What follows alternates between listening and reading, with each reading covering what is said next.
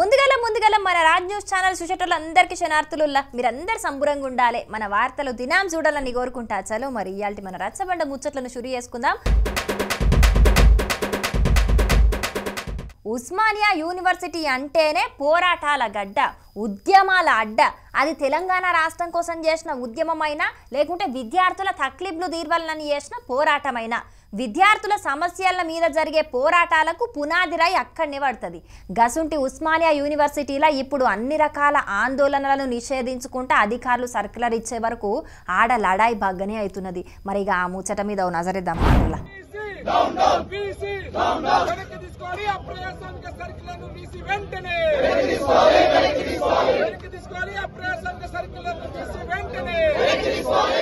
ఇప్పటి సంధి ఉస్మానియా యూనివర్సిటీలా ఏ ఆందోళన చెయ్యొద్దని చెప్పి యూనివర్సిటీ అధికారులు సర్క్యులర్ విడుదల చేసిండ్రు కదా. ఈ ముచ్చట్ల ఓయూ విద్యార్థులు అగ్గై మండుతున్నారు. దేశంలోనైనా రాష్ట్రంలోనైనా సామాజిక సాంస్కృతిక ఆర్థిక రాజకీయ రంగాలల్లో అన్యాయం జరిగితే ఓయూ విద్యార్థులు వెంటనే స్పందిస్తారు. అసుంటిది మమ్మల్ని ఏం మాట్లాడొద్దని చెప్పుడు ఎంతవరకు కరెక్ట్? యూనివర్సిటీని అభివృద్ధి చెయ్యనికి శాత కాదు గాని ఈ దిక్కుమాలిన ఆర్డర్లేసుడేందని గరమైతున్నారు. ధర్నాలు, నిరసనలు, నినాదాలు చేయొద్దని యూనివర్సిటీ అధికారులు ఇచ్చిన సర్క్యులర్ను వెనక్కి తీసుకోవాలని ఈరోజు విద్యార్థి సంఘాలు ఒక ర్యాలీగా నిర్వహిస్తుంటే పోలీసులు అడ్డుకొని అరెస్టు చేయడాన్ని మాదిగ స్టూడెంట్ ఫెడరేషన్ మేము తీవ్రంగా ఖండిస్తున్నాం.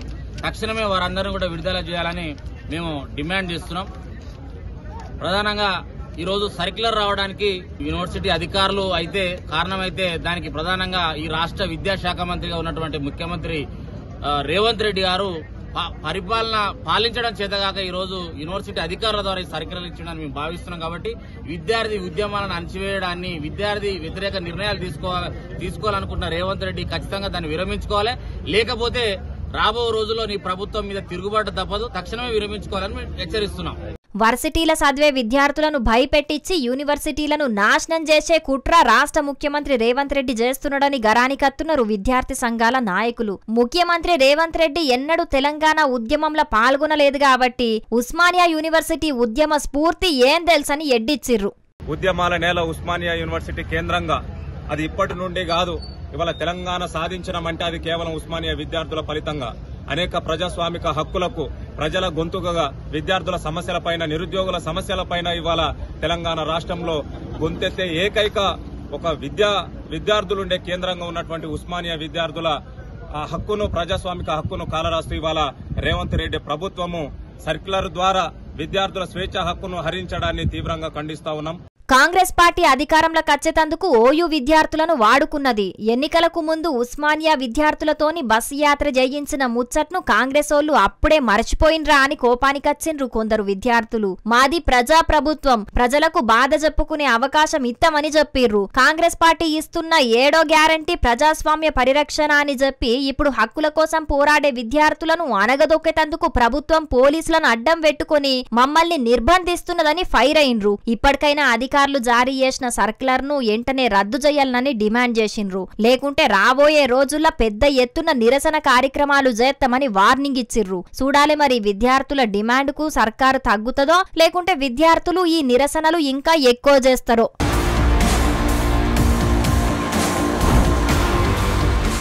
సాగునీళ్ళు అత్తలేవని రైతులు ధర్నాలు చేస్తున్న ముచ్చట్లు మన రచ్చబండ ముచ్చట్లలో బాగానే చెప్పుకుంటున్నాం. స్కూళ్ళు, హాస్టళ్ల విద్యార్థులకు అవస్థ అవుతున్నదని చెప్పి వాళ్ళు నిరసన చేసిన ముచ్చట్లు కూడా చెప్పుకుంటున్నాం. ఇక జీతాల కోసానికి కొంతమంది ఉద్యోగులు చేసిన ఆందోళనల గురించి సుతం చెప్పుకున్నాం. కానీ గిడో కాడ చేసిన నిరసన మాత్రం వేరే లెవెల్ ఉన్నదుల్లా. మరి వాళ్ళు ఎట్లా నిరసన చేసిండ్రో ఏందో మీరే చూడండి.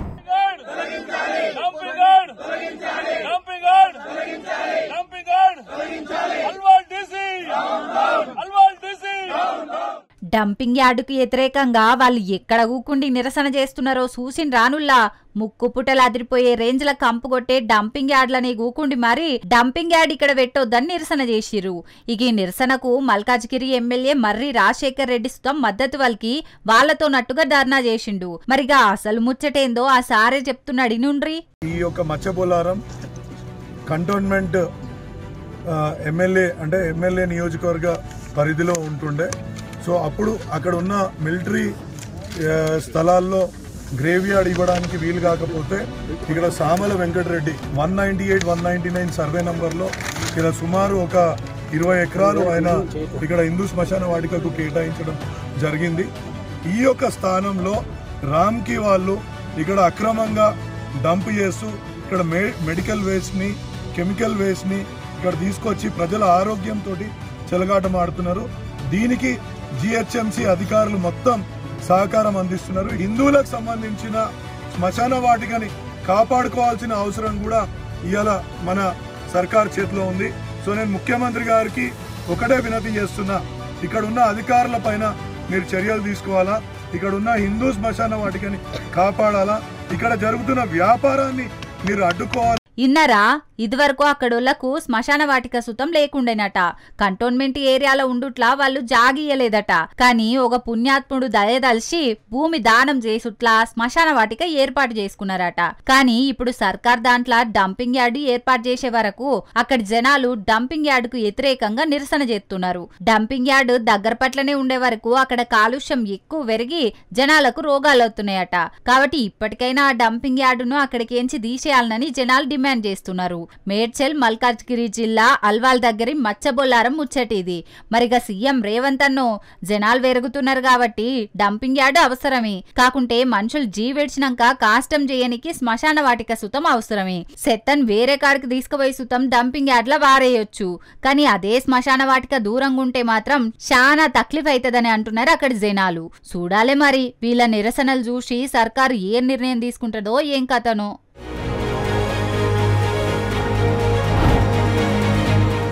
దునియాల ఎక్కడి లేని ఆచారాలు సాంప్రదాయాలు కొన్ని మన తెలంగాణలోనే ఉంటాయుల్లా. దాంట్లో ముఖ్యంగా చెప్పుకునేది యములవాడ రాజన్న గుళ్ళ జరిగే కళ్యాణం గురించి.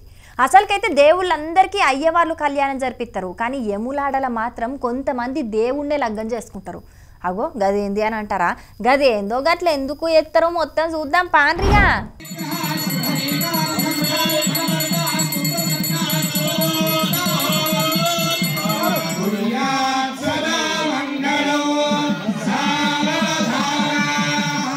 దక్షిణ కాశీగా పేర్పోయిన వేములవాడ శ్రీ రాజరాజేశ్వర స్వామి దేవస్థానంలా ఇయాల శ్రీ పార్వతీదేవి రాజరాజేశ్వర స్వామి వార్ల లగ్గం అంగరంగ వైభవంగా జరిగింది. వరుని తరపున ఆలయ ఈవో, వధువు తరపున అర్చకులు, పెళ్లి పెద్దలు గుండి ఈ లగ్గాన్ని జయించిండ్రు. ఇక్కడి వరకు అన్ని దేవాలయాల్లో జరిగేదే. కాకుంటే వేములవాడ శివుని కళ్యాణం జరిగినప్పుడే కొంతమంది జోగినిలుగా మారి శివుణ్ణి లగ్గం చేసుకుంటారు. కానీ ఇయాల మాత్రం ట్రాన్స్జెండర్లు ఒగలికొగలు తాళి కట్టుకుని లగ్గం చేసుకున్నారు.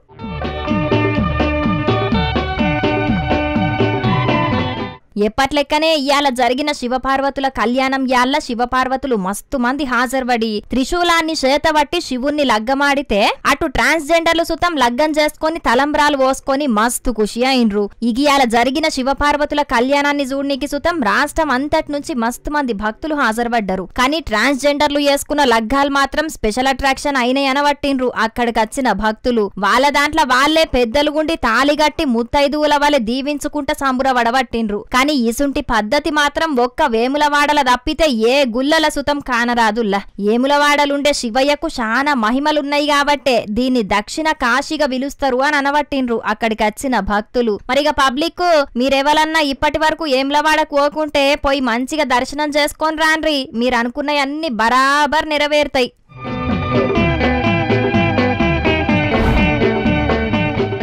ఇల్లు మన పైసలతోని కట్టుకున్న ఇల్లు మనదే అయినా మనం సర్కారుకు ఇంటి పన్ను కట్టాల్సిందే. ఇక అట్లనే నల్ల బిల్లు సుతం కట్టుడే ఉంటుంది. కానీ కొంతమంది మొండోళ్ళు మాత్రం బిల్లు కోసానికి వాళ్ళ ఇండ్ల పొంటి ఎన్ని మాటలు తిరిగినా అస్సలకే పట్టించుకోరు. మా దగ్గర ఉన్నప్పుడు కడతాం పో అన్నట్టు చేస్తుంటారు. అగో గసుంటోళ్ళ కోసానికే గీ మున్సిపాలిటీ అధికారులు గీ ఉపాయం చేసిండ్రు. మరి అది ఏందో, ఎందుకు అట్లా చేయాల్సి వచ్చిందో మీరు కూడా చూడండి. ఈ యొక్క ఇంటి పన్నులు, నల్లా పన్నులు, షాప్ లైసెన్స్ ఫీజులు సకాలంలో చెల్లించి పట్టణాభివృద్ధికి మీ వంతు సహకారం అందించుటకు కోరమైనది. సకాలంలో పన్నులు చెల్లించిన వారిపై మున్సిపాలిటీ చట్టం ప్రకారం చర్యలు తీసుకునబడును. ఇన్నరా ముచ్చటేందో? భద్రాద్రి కొత్తగూడెం జిల్లా కొత్తగూడెం మున్సిపాలిటీలో కొంతమంది ఇంటి పన్నులు, నల్లా బిల్లులు, ట్రేడ్ లైసెన్స్ ఫీజులు కడతలేరట. వేలకు వేల బకాయి పడ్డారట. బిల్లు వసూలు కోసానికి ఎన్ని మాటలు పోయినా మా ఇంటికి వచ్చినోళ్ళు లేరు, మాకు తెలియదని తప్పించుకుంటున్నారట. అందుకే ఈ ఉపాయం చేసిండ్రట కొత్తగూడెం మున్సిపల్ అధికారులు.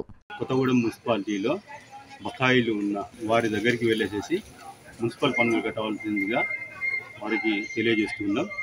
అదేవిధంగా మొండి బకాయిదారులకు మైక్ అనౌన్స్మెంట్ ద్వారా అలాగే రెడ్ నోటీస్ ఇస్తున్నాం.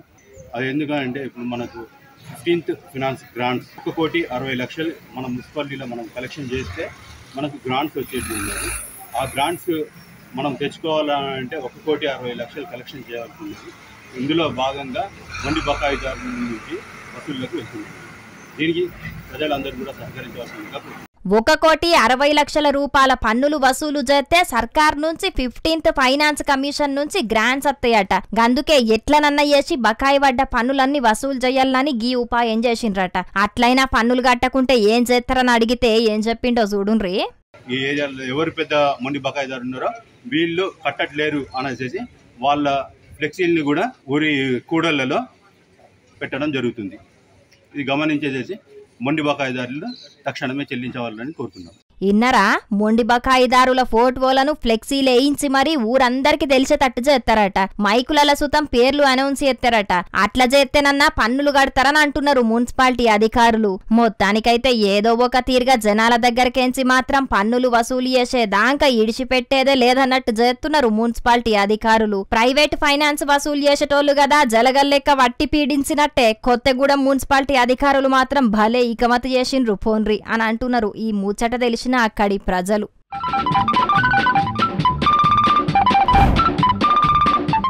ఈ ఏడు రైతులకు మాదండి గోసొచ్చిందుల్లా. మొన్నటిదాకా ఎరువులు దొరకక అవస్థపడ్డ రైతులు ఇప్పుడు ఎండుతున్న పంటలను కాపాడుకోనికి పడరాని పాటలు పడుతున్నారు. నిన్నీయాల ఏ రైతును కదిలిచ్చినా కన్నీళ్ళ ముచ్చట్లు ఈనొస్తున్నాయి. పాపం గీ రైతుల గోసలు చూడుర్రి.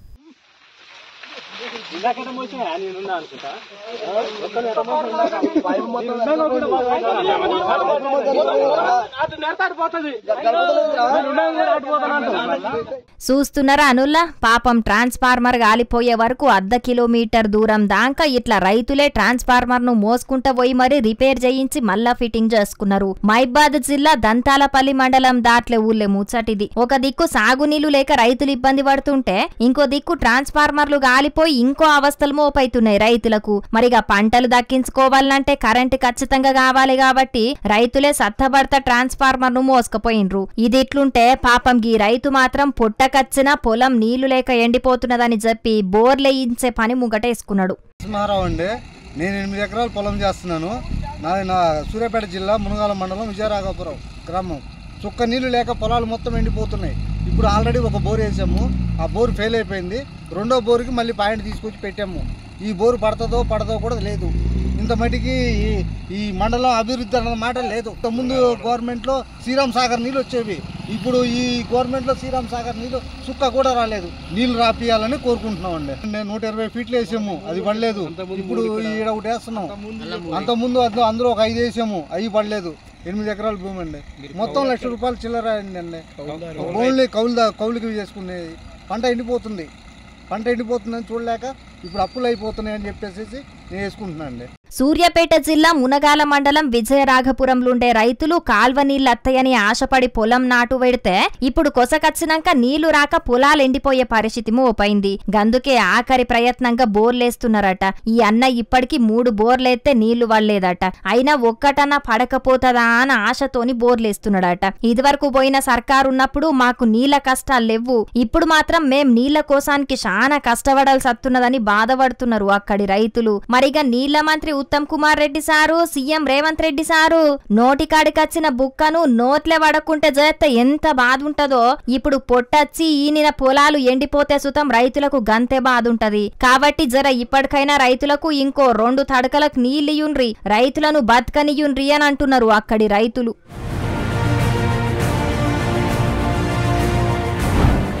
ఇవాళ తెలంగాణ అసెంబ్లీలో ముఖ్యమైన బిల్లుల మీద చర్చ జరుగుడు ఒకేతైతే సర్కార్కు సపోర్టుగుండే ఎంఐఎం పార్టీ ఎన్నడూ లేనిది వాకౌట్ చేసి బయటికి పోవుడు ఇంకో ఎత్తు. అసలు ఇంతకు ఇవాళ అసెంబ్లీలో ఏం జరిగింది, ఏం కథ పురా గడుచుకున్నదాం నడుగురులా.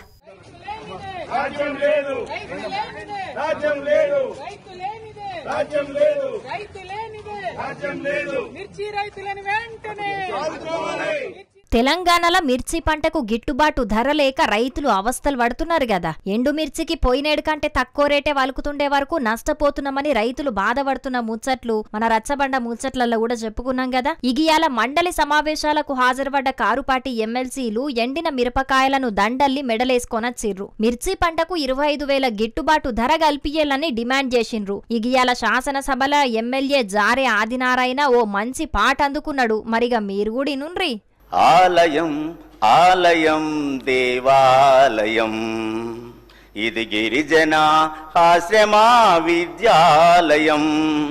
ఆలయం ఆలయం దేవాలయం ఇది గిరిజన ఆశ్రమ విద్యాలయం. గిరికోనలలో వెలసిన విద్యాలయం వనవాసి విద్యార్థుల జ్ఞాన జ్యోతి నిలయం. గిరికోనలలో వెలసిన విద్యాలయం వనవాసి విద్యార్థుల జ్ఞాన జ్యోతి నిలయం. ఎల్లలు లేని విద్యార్థికి కన్న తల్లి, ఎల్లలు లేని విద్యార్థికి కన్న తల్లి, కల్లలు ఎరుగని గిరిజన విద్యాలయం.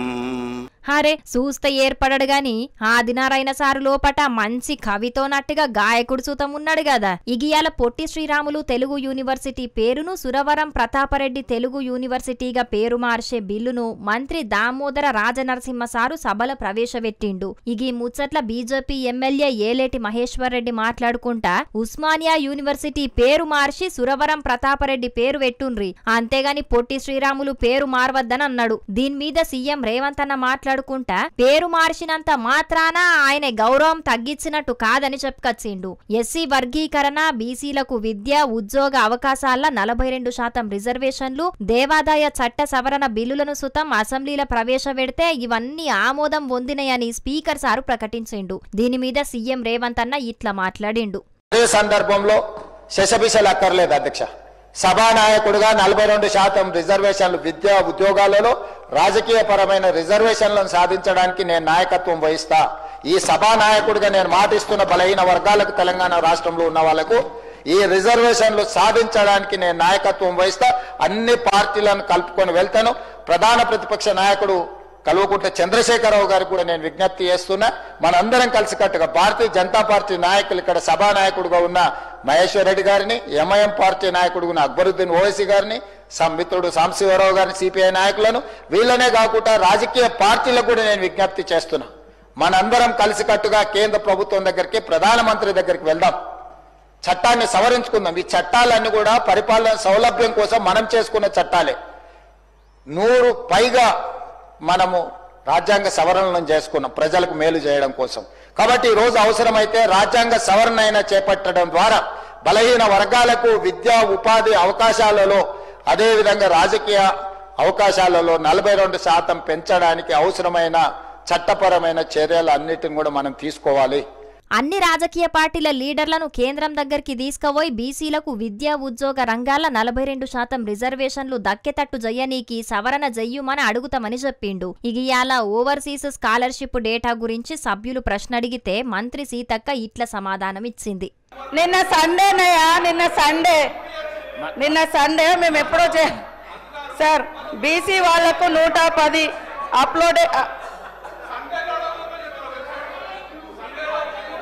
అప్లోడ్ అయినాయి సార్. అప్లోడ్ అయినాయి ఆల్రెడీ. నేను చెప్పిన సంఖ్య ప్రకారం ఇప్పటి వరకు బీసీ సంక్షేమ శాఖలో 310 మందికి చేయడం జరిగింది. గతం కంటే ఎక్కువ, డబుల్గా. ఇదేందయ్యా సండే రోజు వెబ్సైట్లు పనిచేయవా? ఇదెక్కడి విడ్డూరమని అంటున్నారు ఈ ముచ్చటిన్నోళ్ళు. ఇగియాల ఎంఐఎం ఎమ్మెల్యే అక్బరుద్దీన్ ఓవైసీ కాంగ్రెస్ సర్కార్ మీద బగ్గనిగరానికి వచ్చిండు. సభను పద్ధతి ప్రకారం నడుపుతలేరని కోపానికి వచ్చిండు. ప్రతిపక్షాలకు మాట్లాడేందుకు అవకాశం ఇయ్యకుండా అధికార పక్షానికే ఎక్కువ టైం ఇచ్చుడు కరెక్ట్ కాదని అన్నాడు. శాసనసభను నడుపుట్ల ఈ ప్రభుత్వం ఫెయిల్ అయింది. సభ్యులడిగిన ప్రశ్నలకు సమాధానాలు ఇత్తలేరు, ప్రశ్నలు కూడా మార్చుతున్నారు, ప్రజాస్వామ్యాన్ని కూనీ చేస్తున్నారు కాబట్టి ఈ సభ నుంచి వాకౌట్ చేస్తున్నాం అన్నాడు. उसके बाद भी ऐसा करे तो कैसा सर? फिर आप माइक भी नहीं दे रहे सर. अगर ऐसा करना है बोले तो सर ठीक है सर. हम अंडर प्रोटेस्ट कि this government is really failing to conduct the house and stopping the questions changing the questions, not giving the answers, and really killing the democracy and this house, sir, on the protest of this, sir. और इसके एहतजाज में हम समझते हैं कि ठीक है सर, हम वॉकआउट करते हैं सर। आप ये और ये जरूर बोलूंगा सर कि ये गांधी भवन नहीं है, ये असेंबली है, असेंबली की तरह चलाइए, गांधी भवन को गांधी भवन की तरह चलाइए। ఇది గాంధీ భవన్ కాదు, అసెంబ్లీ అనే విషయాన్ని గుర్తుపెట్టుకోండి. అసెంబ్లీని అసెంబ్లీ లెక్క నడుపుర్రి, గాంధీ భవన్ లెక్క కాదని సురుకు పెట్టిండు. మొత్తానికైతే ఇయాల అటు కారు పార్టీ, ఇటు బీజేపీ, ఎంఐఎం పార్టీలు సర్కార్ను గట్టిగానే అందుకున్నాయి. మరి రేపట్ల అసెంబ్లీ ఇంకెంత గరంగరంగా నడుస్తుందో చూడాలి.